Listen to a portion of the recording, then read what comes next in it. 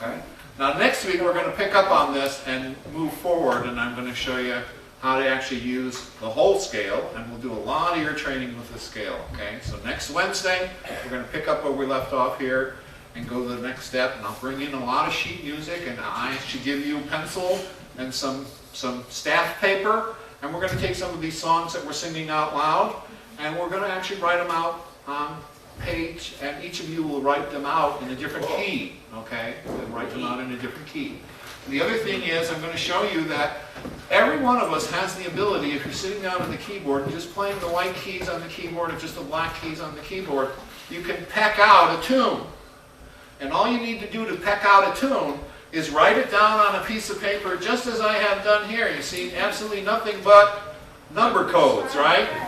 There's no rhythm or anything written on this. It's just the number codes, because the first thing you got to do is get the melody in the right order.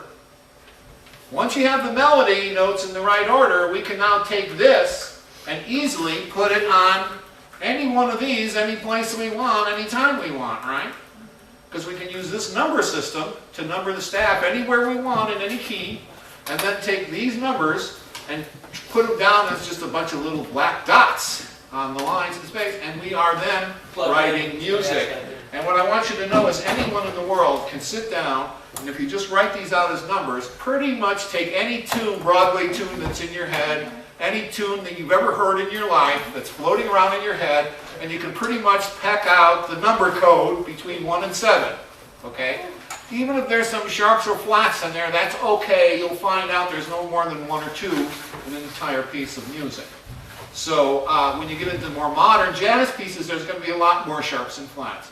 But most people use the diatonic scale with only 1 or 2 exceptions to that.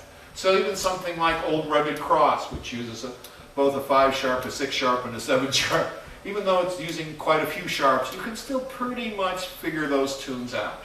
And if you write them out as just a set of number instructions like this, that can then be put on the staff. Now, can I do the reverse? Why not? Can I take music that's already written on the staff as a bunch of little dots, figure out where the number 1 is, decode the staff, and then right in front of every note, the number? If I just put the numbers in front of the little dots, then I can start singing the tune. 5, 7, 6, 1, 7, 6, 5, 4, 3, 2, 1. 5, 6, 6, 7, 7, 1, 1, 1, 7, 6, 5, 5, 4, 3, 1, 1, 7, 6, 5, 5, 4, 3, 3, 3, 3, 3, 4, 5, 4, 3, 2, 2, 2, 2, 3, 4, right? So the whole song can be sung as 1, 2, 3, 4, 5, 6, 7. And that whole song has no sharps or flats in it. And it's just going down the scale. 1, 7, 6, 5, 4, 3, 2, 1 with a rhythm. 1, 7, 6, 5, 4, 3. If I reverse and add a different rhythm to it, it's Bizet's Carmen Suite. Here at last we come on fine bearing. 1, 2, 3, 4, 5, 6, 7, 1, 1. Okay? So that's on our website, there's a singing the number section. If you want yeah. to If you go to mrnatural.net, there's a section in there that says Sing the Numbers. And in Sing the Numbers, you will see there are a bunch of kids' tunes. They're all kids' tunes. But there's about 30 kids' tunes that are numbered. And you can just go in and take the white keys on the piano, start with the key of C as your number 1, D2, E3, etc., and you can play those songs immediately. Also on my website, there's a thing called an intervalometer. It's a strip of paper that has the numbers 1 through 7 on it that fit behind the black keys of your piano. So if you go and print that to your printer, it comes out in black and blue, and cut it up and lay those strips on your keyboard.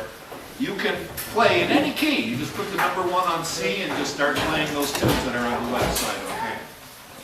And then what we're going to do is next week, next Wednesday, same time, same station at 7 o'clock here.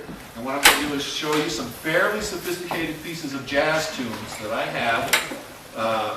For instance, the song My Favorite Things, which was Coltrane's favorite song, turns out, is almost all diatonic notes. I think there's 1 sharp in the whole piece. I think there's 1 5 sharp in the whole piece. And the rest is 6, 6, 3, 3, Da da da da da da da. So, oh, thanks.